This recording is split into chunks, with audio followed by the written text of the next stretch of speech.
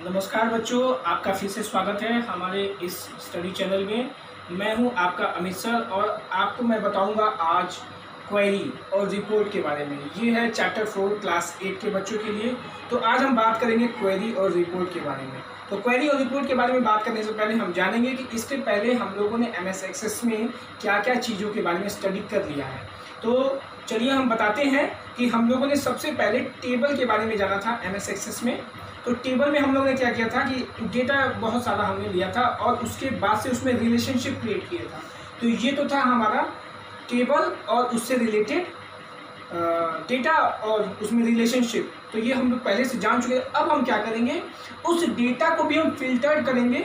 Filter किसी criteria के base पर करेंगे। तो जब वो क्राइटेरिया हम अपने टेबल में लगाएंगे, उसी क्राइटेरिया को हम क्वेरी बोलेंगे। क्वेरी सिंपली एक क्वेश्चन होता है। उस क्वेश्चंस के रिगार्डिंग जो भी हम अल्टर करते हैं डेटाबेस में, यानी डेटाबेस के अंदर अपने टेबल में, दैट इज कॉल्ड क्वेरी।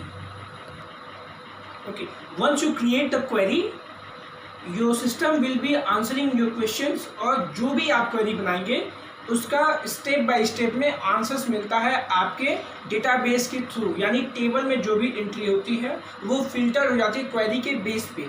तो ये क्वेरी होगी। तो आपका लंबा डेटाबेस है, जारी डेटाबेस है, बड़ा डेटाबेस है, तो जब क्वेरी हम लगाते हैं तो वो डेटाबेस कम हो जाता है, फिल्टर हो जाता है, छोटा हो जाता है।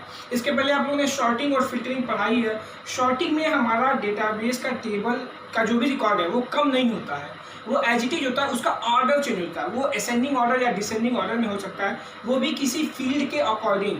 तो वहाँ भी हम किसी फील्ड के अकॉर्डिंग हम चेंज करते थे डेटाबेस को, ऑर्डर को चेंज करते थे।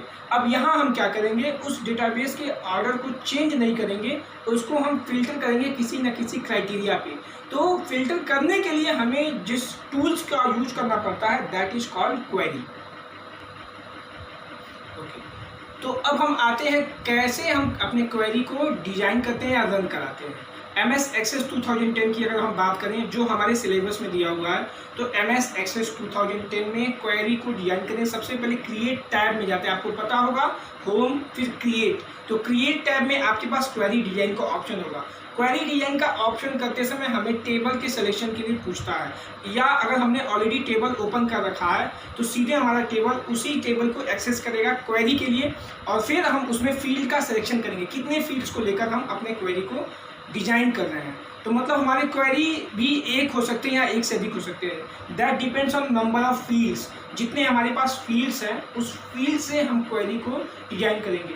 हो सकता है हम एक ही फील्ड से केवल हम क्वेरी डिजाइन करते हैं, या एक से अधिक कर सकते हैं, या क्वेरी को किसी फील्ड को हम हाइड भी कर सकते हैं, या किसी फील्ड को हम शो कर सकते हैं। तो इस तरह से हम क्वेरी को डिजाइन करने के बाद से रन करा सकते हैं सिस्टम में। अब आते हैं कितने तरह की क्वेरी होती है।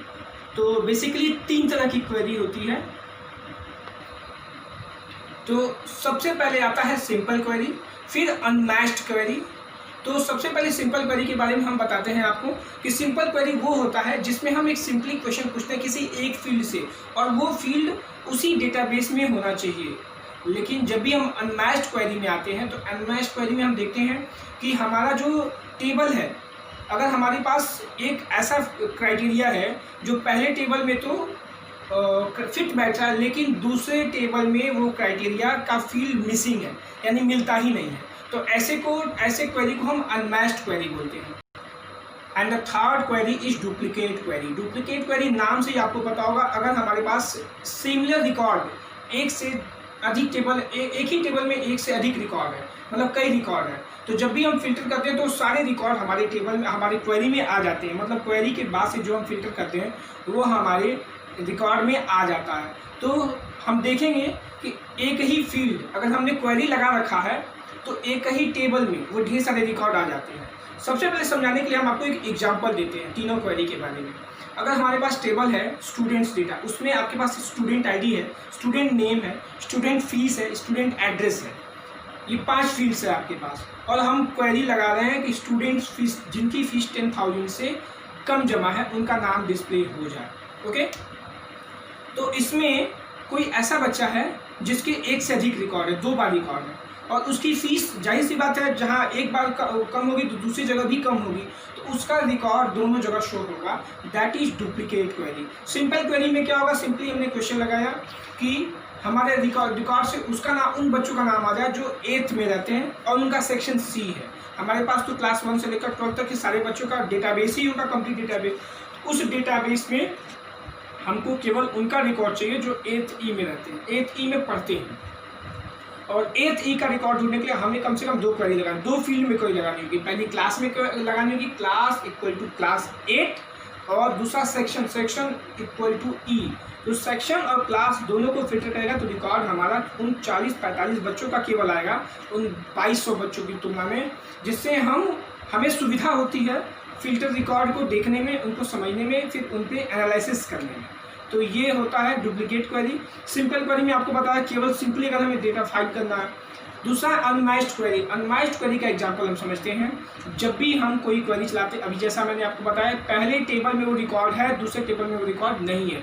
तो पहले टेबल में रिकॉर्ड कैसे होगा, सिंपली जैसे मैंने 5 फील्ड आपको बताया था, स्टूडेंट, रोल नंबर, वही ID, name, address, fees and admission number. Okay, तो हमने पहले टेबल में जो रिकॉर्ड रखा था, कुछ बच्चे नया एडमिशन ले लिया 8th में, जिनका रिकॉर्ड हमारे पुराने टेबल में नहीं है। हमने क्वेरी चलाया और जब तक दोनों टेबल में रिलेशनशिप नहीं बनेगा, अनमैच्ड क्वेरी के केस में हमारी क्वेरी सक्सेसफुल नहीं होती है।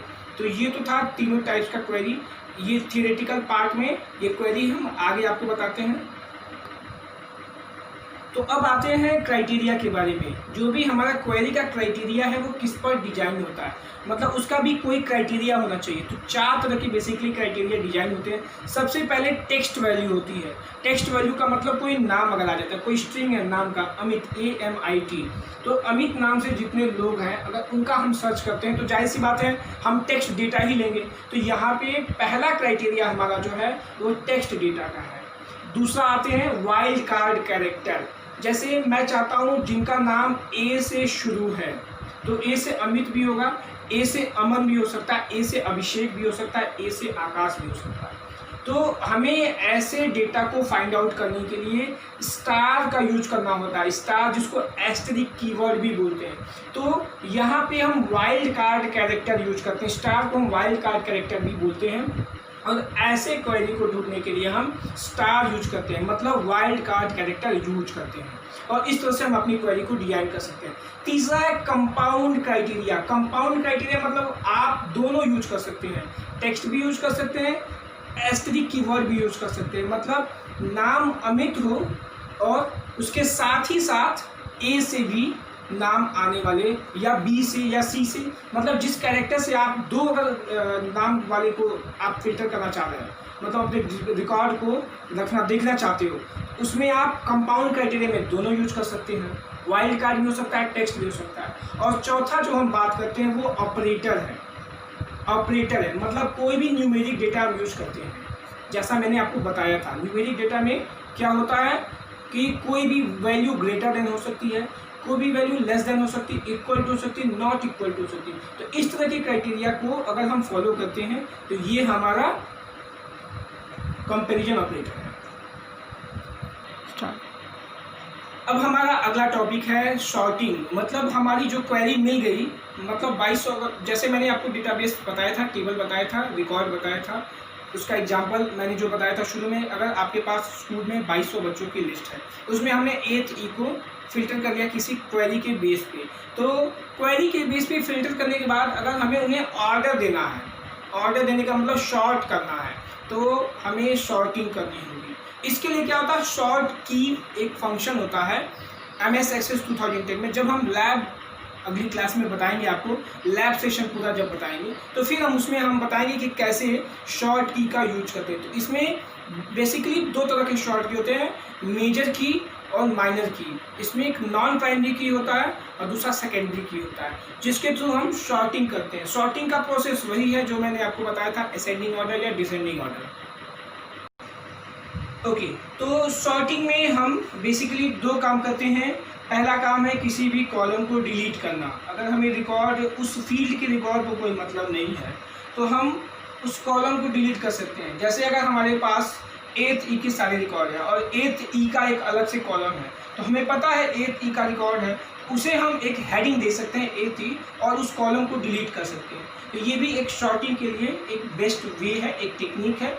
और दूसरा है कॉलम को हाइड कर देना। अगर हम चाहते हैं कि फिर वापस अगर हमें सारे रिकॉर्ड देखने होंगे या किसी और क्लास का रिकॉर्ड अगर देखना होगा तो फिर हमें उस कॉलम की ज़रूरत पड़ेगी।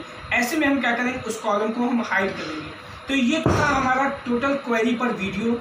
अब हम अगले क्लास में आपको रिपोर्ट पर पूरा वीडियो बनाकर दिखाएंगे। तो ये थियरी कॉन्सेप्ट में आपको मैं उम्मीद करता हूँ कि सबको समझ में आया होगा। फिर भी अगर किसी की कोई क्वेरी होती है, जाहिर सी बात है क्वेरी में तो क्वेरी होनी ही है। अगर क्वेरी में आपको कोई क्वेरी है तो प्लीज़ हमें कमेंट करिए। हमारी वीडियो से आप डायरेक्ट इंटरैक्ट कर सकते हैं, पूछ सकते हैं इसके थ्रू। Thank you.